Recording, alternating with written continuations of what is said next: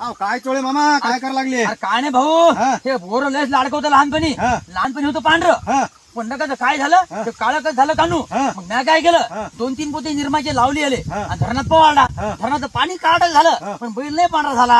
अहो काहीच नाही, निरमा लावायचं काम नाही, शॅम्पू लावायचं काम मग काय नाही. बा? आपली भारतात एक पार्टी आहे, बर. त्या पार्टीचा झेंडा याच्या शिंगाले बांधायचा, बर गळ्यात एक त्या पार्टीचा रुमाल टाकायचा बर. आणि तिच्या दिले पक्ष प्रवेश करायला लावायचा. बर काळ्याचा पांढराच काय, हा. हिरवा पिवळा निळा गुलाबी जेव रंग म्हणसाल त्या रंगाचा बैल बनवून भेटते. अरे असं कसं बाबा, बैलाला 2-4 रंग आहेत. हा. पांढरा आहे, लाल आहे, भुरका आहे, हा. हे गुलाबी रंग कुठून आणला तो? गुलाबीच होते, पार्टीच तशी जोराची आहे. अशी कोणची पार्टी आहे? अहो राजा, भ्रष्टाचारी नेते त्या पार्टीत जाऊन भ्रष्टाचार मुक्त होतात. हा, लोक देशद्रोही लोक तिच्यात गेले की देशभक्त होतात. हा. हे तर बैल तुमचा काळ्याचा दिसता पांढराच करायचा. हा, ते बाई, त्या पार्टीचं नाव काय बा? पार्टीचं नाव हा? ते कमेंट मध्ये वाचा तुम्ही, 2-3 घंट्यानं आपली जनता सांगल. बर बर, काहीच गोर नाही. जोराची पार्टी आहे. बर उद्या लगे पक्ष प्रवेश करायला लावा बर की एका घंट्यात बैलाचा रंग गुलाबीच. हा, हा. बर.